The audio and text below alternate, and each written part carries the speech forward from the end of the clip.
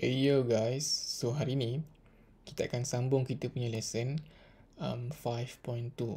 So previously awak dah belajar 5.1 iaitu mengenai electrons. So hari ni sebelum saya teruskan dengan 5.2, kita ada beberapa learning outcome yang is expected you all kena faham lah. Okay, saya tak akan sebut dulu ni, kita akan go one by one first. Okay, yang pertama, understand what is semiconductor. Okay, jom kita tengok nota. Okay, sebelum kita pergi ke dalam topik utama ni, semiconductor diode, kita kena tahu dulu apa itu semiconductor. Okay, previously awak dah pernah belajar dalam chapter 3 electricity, kita ada sebut sikit pasal semiconductor. Okay, sekarang ni kita tengok kat sini awak ada insulator, ni insulator, awak ada conductor. Okay, insulator ni ialah dia tak conduct electricity. Manakala conductor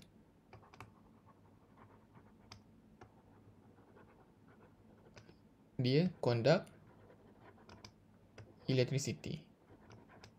Okay, dia conduct electricity maknanya dia ada very low resistance. Bermakna bila disebut insulator, ini pula conductor. Okay, kalau kita sebut semiconductor, maksudnya di tengah-tengah. Okay, maksudnya di tengah-tengah, artinya dia between insulating and conducting. Faham Okay, sekarang ni kita tengok macam mana kita nak buat semiconductor tu. Kita tahu kita ada conductor, kita ada insulator, tapi macam mana kita nak buat semiconductor ni, tengah-tengah ni? How do we make semiconductor? Okay, semiconductor dia dihasilkan melalui doping process. Okay, what is meant by doping process? Doping process ni dia proses dia add impurity to a material lah. Okay, kenapa dia nak add impurity? Supaya dia nak ubah karakteristik satu benda tu, sama ada dia nak sifat semiconductor tu lebih conducting atau lebih insulating. Okay,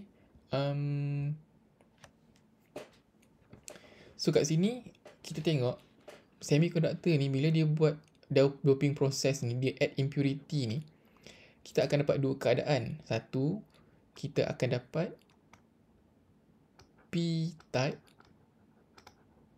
semiconductor, dan dua, kita akan dapat N-type semiconductor.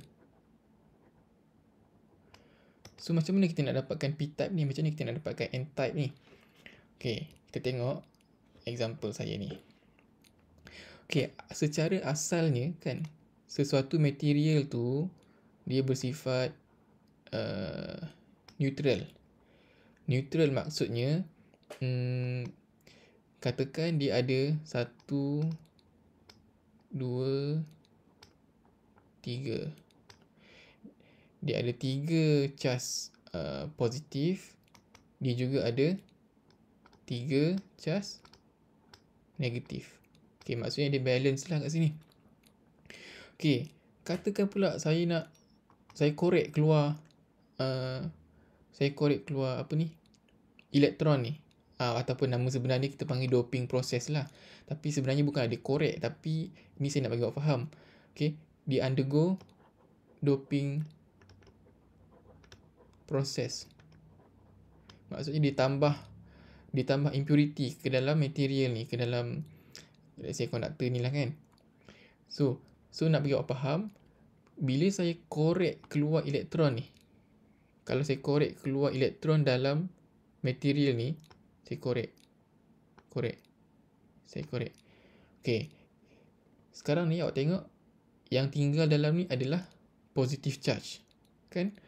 So bila yang tinggal adalah positive charge, majoritinya adalah bercas positif, kan? So bila majority bercas positif, maka kita gelar ni, kita panggil sebagai P-type semiconductor. Okay, di mana dia adalah majority bercas positif. Dan kalau perhatikan kat sini, yang elektron yang kita dah korek keluar ni, dia tinggalkan apa ni? Dia tinggalkan lubang, kan? Okay, lubang ni kita panggil hole lah. Hole. Kita panggil dia sebagai holes. Holes ni function dia apa? Okay, function ni adalah untuk apa tu? Charge carrier. Charge carrier. Apa maksud charge carrier? Maksudnya dia bersedia untuk menerima charge ke dalam hole ni lah. Maksudnya dia akan carry hole. Dia akan carry charge. Charge apa? Charge negatif lah nanti. So tak apa, sekarang awak tengok dulu kita dapat P-type semiconductor. Sekarang ni pula, macam mana kalau kita nak dapatkan N-type semiconductor? Konsepnya sama. Macam tadi, kita korek keluar elektron. Tapi untuk N-type, let's say, okay, asalnya dia adalah bercas neutral, kan? Dia balance. Dia balance, positif ada 3. Positif ada 3. Negatif pun ada 3 contoh. Sebenarnya lagi banyak lah. Okay, tapi bila kita add impurity, maksudnya kita tambah impurity. Contoh impurity tu menyebabkan bilangan elektron ni bertambah. Let's say dia bertambah. Jadi 5 pula. So awak tengok majority ni adalah bercas negatif, kan? Negatif N. So sebab tu kita panggil sebagai N-type semiconductor. Di mana majority charge dia adalah elektron. Okay. So dekat sini kita dah tahu macam mana semiconductor dibuat ataupun dihasilkan. So, kita tengok balik kita punya learning outcome. So pertama awak dah faham apa itu semiconductor. Second, awak dah faham macam mana semiconductor tu dibuat. Sekarang ni nombor 3, kita nak tengok macam mana pula diode dihasilkan. Apa kaitan diode dengan semiconductor? Okey. Tengok sini. Apa yang kita nak belajar kat sini ialah semiconductor diode. So macam mana diode ni, semiconductor diode ni dihasilkan? So, awak tengok sikit diode ni ialah gabungan semiconductor. Gabungan semiconductor apa? Dia gabungan P-type dan juga N-type. Macam mana digabungkan? Okay, dia letak sebelah-sebelah lah. Let's say, dia letak P-type sebelah N-type. Digabungkan. Macam ni. So, bila P-type ni, dia kan kita kata tadi bercharge positif, kan? Sebab majoritinya adalah charge carrier ataupun hole, kan tadi saya cakap tadi. Dan sebelah kanan ni adalah N-type, di mana majoritinya adalah elektron ataupun negatively charged. So dari sini awak nampak sebelah kiri positif, sebelah kanan negatif. So kita susun dia macam ini. Simbolnya jadi macam bawah ni. Ini adalah simbol untuk diode. Okay. Di mana yang positive side tadi, P-type tu jadi anode, N-type tadi jadi cathode. Ini simbol diode. So bila kita susun diode ni macam ini, bila kita susun semiconductor ni macam ni, kita dapatlah diode. So sekarang ni awak dah tahu macam mana diode ni dibuat. Now kita tengok pula macam mana diode ni berfungsi. Okay. Diode ni fungsi dia ialah dia akan bagi current flow satu arah sahaja. Maksudnya, tengok simbol ni, nampak macam anak panah, kan? Okay, maknanya inilah arah current to flow. Senang je nak ingat. Awak tengok simbol ni, dia berbentuk anak panah, macam ni, anak panah. Maksudnya, current tu flow arah sini. Okay? Okay, awak tengok sini dia connect dengan bateri. Bila connect dengan bateri, current akan flow arah sini, arah sini. So, bila current flow arah sini, dia boleh flow arah sini, dia boleh flow arah sini, masuk semula ke bateri, maka connection ni complete. Bila connection complete, maka light bulb ni akan menyala. Okey, tetapi bila kita tengok pula circuit bawah ni pula, awak tengok current flow arah sini. Kan betul tak? Ini positive charge, positive terminal dengan negative terminal kat sini. So bila positif kat sini, maknanya current flow kat sini kan. So bila current flow kat sini sampai je sini, apa jadi kat sini? Macam saya kata tadi, bentuk diode macam ni, maknanya apa? Maknanya current flow arah sini sahaja. So bila tengok yang circuit B ni, bila current flow macam ni, tapi sampai je dekat diode, dia dah terbalik. So bila dapat keadaan macam ni, apa yang terjadi ialah dia terhenti kat sini.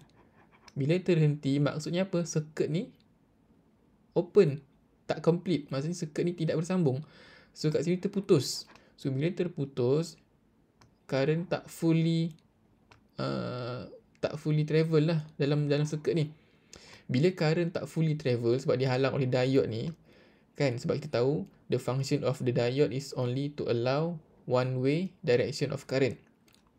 So bila electricity tak dapat complete kat sini, maka apa yang jadi kat light bulb ni, dia tidak menyala. Okay. So tadi ingat fungsi diode ni, diode untuk allow current flow in one direction. Okay. So sekarang ni kita nak tengok apa kaitan diode ni dengan reverse bias and forward bias. Apa maksud dia? Okay, maksudnya ialah macam dekat bawah ni. Basically apa yang kita tunjuk tadi, inilah dia function of a semiconductor diode ni. Okay, kita tengok semiconductor diode ni ialah electronic component which allows electric current to flow in one direction only. One direction sahaja. Okay. Macam saya tunjuk tadi, okay, ni P-type semiconductor, N-type semiconductor. Ini untuk forward bias. Okay. Maksudnya apa? Kalau sini, bila kita tulis sebagai simbol, dia akan jadi macam ni. Betul kan? So, macam tadi biasalah. Current flow arah sini, flow arah sini, flow arah sini. Ini yang saya kata ada hole ni. Sebab kita korek elektron keluar kan. Ini pula sebelah N-type ni, dia ada lebihan elektron. So, macam biasa, kita tahu direction of electron ialah berlawanan dengan direction current. Kalau current flow arah kiri, maka elektron flow arah kanan. Okay, apa yang jadi kat sini, bila elektron flow arah kanan, kat sini, sampai je N-type ni, elektron ni akan masuklah ke dalam semiconductor ni.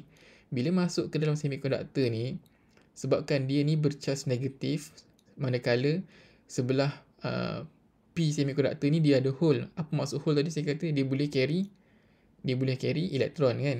So ataupun dia bercharge positif. So sini positif, sini negatif. So bila semua negatif ni ke sini, apa yang jadi ialah dia orang akan rapat dekat sini. Apa maksud rapat? Bila dia rapat, elektron yang ada dalam N-type ni akan melompat masuk ke P-type ni. Dia akan duduk dalam hole ni.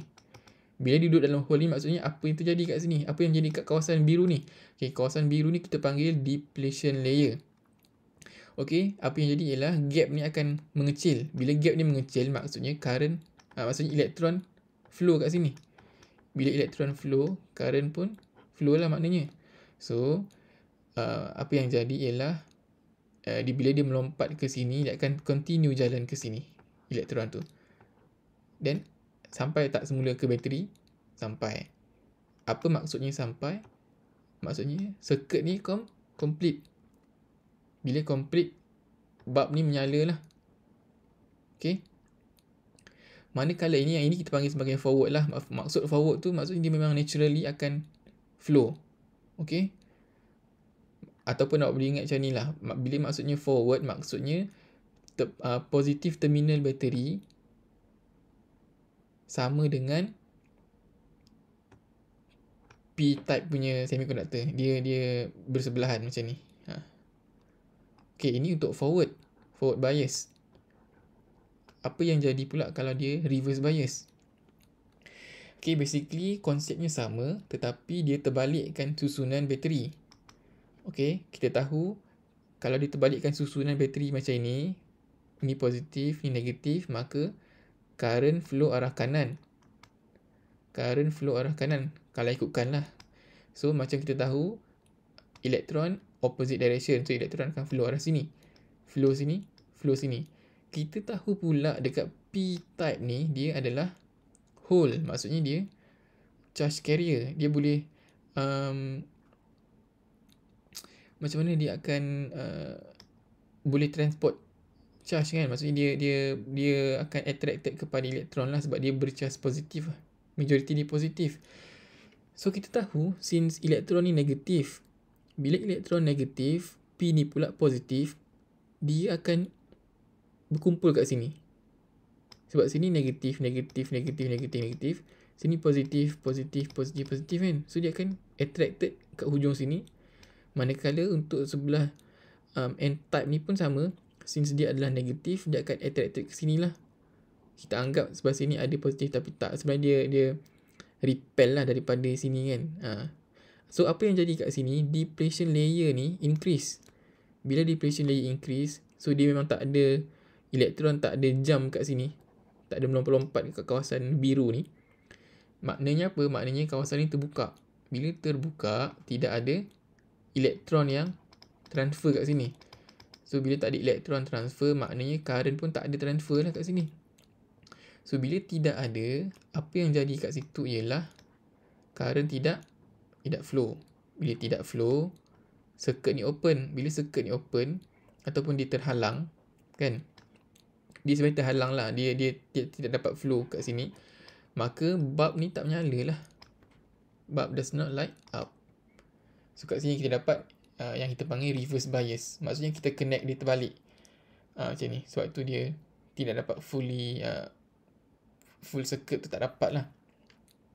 Okay, macam ni awak tengok lah tadi. Kita punya reverse bias, forward bias ni tadi kan. Okay, hole will move toward N-type macam tadi lah. Depletion layer thinner. So bila thinner, resistance dekat sini rendah. So bila resistance rendah, maka current boleh flow lah, boleh pass through the diode, menyebabkan bulb light up. Manakala bila kita connect secara reverse bias, hole ni akan move away from depletion layer ni macam tadi lah. Kenapa dia move away? Sebab ni negatif, ni positif still. So dia akan pergi ke hujung-hujung kan. So gap ni makin besar. Bila gap makin besar, resistance diode ni bertambah. Therefore, current tu tidak dapat flow kat sini. Maka bulb pun tak menyala. Sebab apa? Current tak flow. Okay.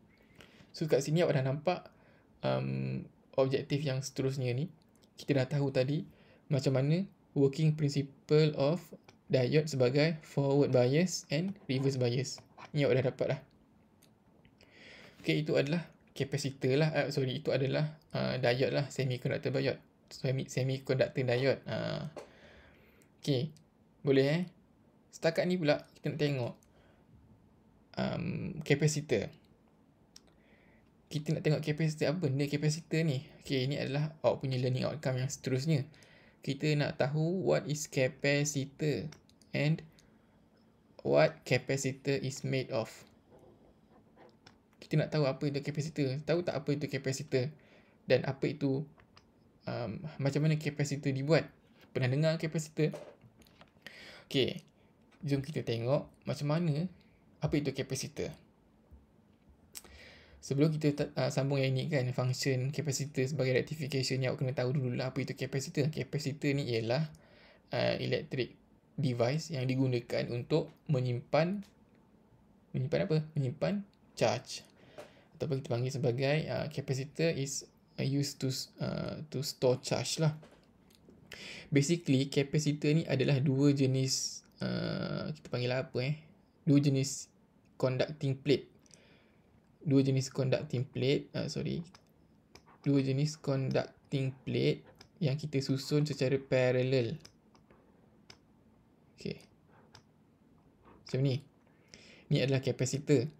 Okay, apa yang ada kat tengah-tengah ni, antara dua ni, dia dijarakkan macam ni. Kat tengah-tengah ni dia macam ada gap.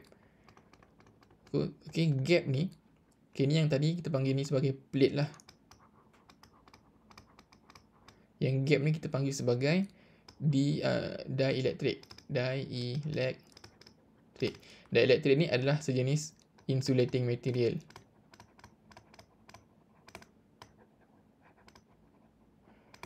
So, lepas tu macam mana? Apa kaitannya kapasitor ni? Okay, apa yang berlaku ialah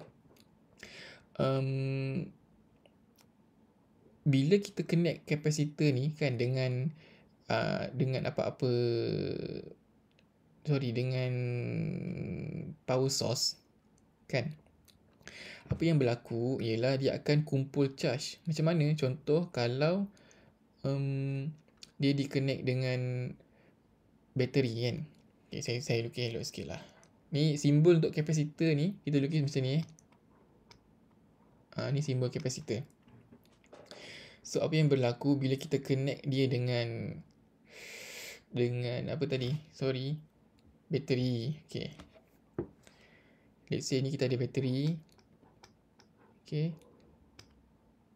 Jangan confuse dengan bateri. Bateri sebelah panjang, sebelah pendek. Kapasitor dua-dua sama panjang.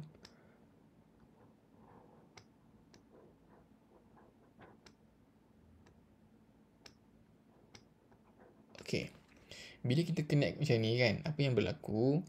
Kita tahu current flow arah sini. Manakala elektron flow arah sini. Kan?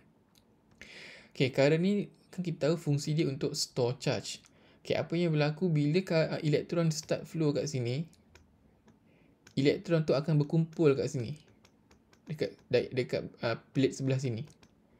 Manakala proton ataupun bukan proton lah, kita panggil positive charge kan, akan berkumpul sebelah sini. Okay, maksudnya apa? Maksudnya dia akan berkumpul secara gradual. Mula-mula dia akan ada 1, 2, ni contoh lah, contoh bilangan, tapi macam tu lah.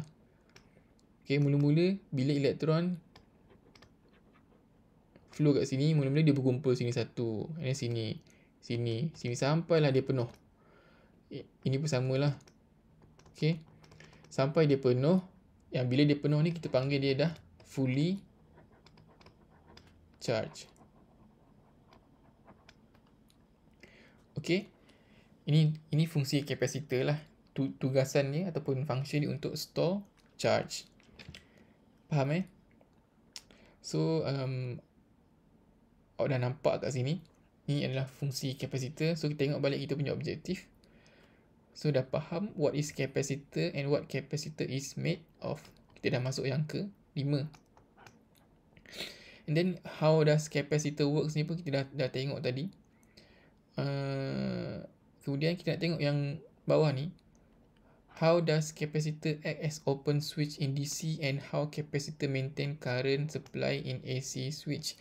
Apa benda ni? Okay.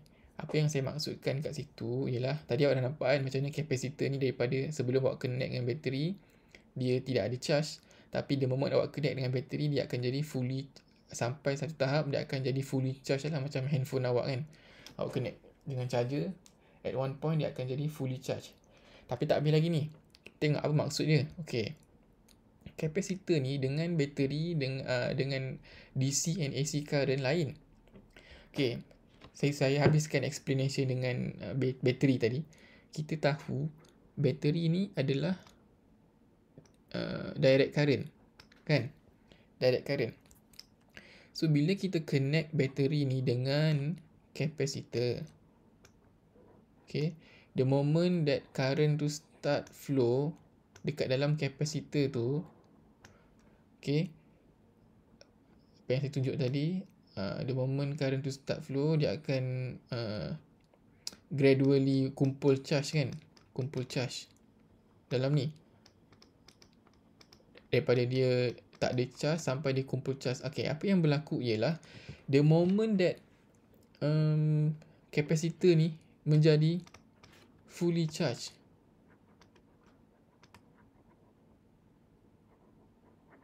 Bila dah jadi fully charged,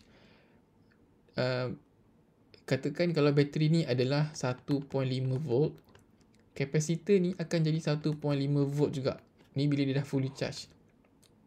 And then the moment dia dah jadi fully charge, current tu akan terhenti kat sini. Kenapa current terhenti kat sini? Sebab dia tidak dapat travel lagi dah. Kalau mula-mula tadi, dia travel ke sini untuk kumpul, penuhkan kat sini kan. Penuhkan elektron ni semua ni. Elektron dengan hole ni. Tapi bila dah penuh, dah tak ada ruang dah, maka dah tak boleh kumpul kan. So bila dah tak boleh kumpul, dia akan stop flowing kat sini. Dia akan stop kat sini. Sebab itu ini yang dipanggil sebagai capacitor block DC. Dia block direct current. Sebab dah macam ni, dah tak boleh nak flow lagi dah. Okay, dia block kat sini. Dia block. Maksudnya ini yang kita panggil sebagai capacitor act as open switch. Bila dia jadi fully charged in DC. Maksudnya switch terbuka. Maksudnya switch terbuka tu current tak flow lah. SWITCH. In DC lah. Ni untuk DC. Ini yang kita panggil capacitor block DC. Bila dia jadi fully charged, dia block. Kenapa? Sebab dia dah sama dengan ini. Maka dah tak ada ruang dah untuk dia travel kat sini. Dah tak ada ruang untuk elektron ni travel. Sebab dah penuh dekat dalam capacitor ni. Okay, sampailah bila kita start disconnect bateri ni. Contoh kita keluarkan bateri ni. Kita cabut bateri ni. Kita connect dengan wayar biasa kan. Maka ini kapasitor ni akan discharge lah. Dia akan jadi macam bateri. Current flow kat sini. Sama je konsep macam tu. Okay. Ini kalau dalam DC. Tapi macam mana kalau kita tukar, kita connect kapasitor tu dengan AC current. Okay, untuk AC current dia tidak ada istilah block-block lah. Sebab kenapa? Sebab kita tahu AC supply ni, dia alternating ni, dia berbeza-beza. Maksudnya, the moment awak rasa current tu konon-konon dah fully charge dekat dekat kapasitor ni kan. Kan awak tahu, the moment dia dah fully charge kat sini, kan arus ni ulang alik. Maksudnya, kejap dia kat sini, kejap dia kat sini, kejap dia arah sini. Contoh ni arah ni positif, ni arah ni negatif. Macam ni kan, kita tahu flow dia macam ni. Positif, negatif, positif, negatif. So, bila dia jadi macam ni, maksudnya apa? Bila konon-konon bateri kapasitor ni dah fully charge, negatif ni pula akan ambil alih. Dia tukar. So, maksudnya apa? Maksudnya, kejap-kejap dekat sini dia positif. Kejap-kejap dekat sini dia negatif. Contohnya tadi, macam kalau DC kan tadi. Macam DC ni negatif. Once dah fully charge, sini negatif, sini positif. Macam tu je lah. Tapi untuk AC, bila dia dah fully charge kat sini negatif, sini dah jadi positif. Bila dah fully charge, dia akan terbalik pula. So, sini akan tukar pula jadi positif. Sini akan tukar jadi negatif. Sebab apa? Kita tahu current flow daripada dua-dua arah. Maknanya elektron pun flow daripada dua-dua arah. Kan? Kalau ni tadi elektron flow kat sini, sebab tu sini jadi negatif. And then dia stop macam tu je lah. Sebab direct current ni satu hala je kan. Tapi kalau AC current, let's say mula-mula dia flow negatif elektron kat sini. So sini akan jadi negatif, negatif, negatif. Sini positif, positif, positif. Tapi kita jangan lupa sebelah sini pun ada juga flow dia. So kalau mula-mula elektron flow sini, and then elektron pun boleh flow kat sini juga. So that's why sebabkan kita ada elektron kat sini, kita ada positif kat sini, bila elektron flow kat sini, yang ni pula akan jadi negatif. Sebab itulah dia bertukar-tukar. Kejap positif, kejap negatif, kejap positif, kejap negatif. Okay. And then samalah, macam tu je lah. Inilah fungsi kapasitor dalam circuit ni. Tapi okay, kita tak tengok lagi fungsi kapasitor dalam diode. Yang itu nanti kita akan tengok. Okay, so setakat ni kita dah cover how capacitor act as open switch in DC and how capacitor maintain current in AC switch. Ini saya tak masuk sikit. Ini tadi kan, ni kan AC kan. Okay, so bila macam tadi yang ini atas ni DC, kita kena removekan bateri kan. Kita kena gantikan untuk current to discharge. Sebab dia automatic akan stopkan circuit ni once dia dah fully charge. Tapi untuk AC ni, let's say kita matikan switch, sama jugalah, dia akan automatically discharge lah sampailah dia ni habis. Okay, so setakat inilah lesson kita untuk hari ini, sebab saya nak sampai sini sahaja. Okay, kalau awak ada soalan, awak tak faham, awak boleh tanya. Kalau dah faham, dah rasa dah faham apa semua, okay, awak cuba jawab quiz yang saya bagi ni. Okay, boleh buka note masing-masing lah, assignment masing-masing. Saya akan share link dekat situ, awak jawab kat situ. Alright, kalau ada soalan boleh tanya saya. Teruskan belajar dan jangan menyerah kalah. Okay, thank you class.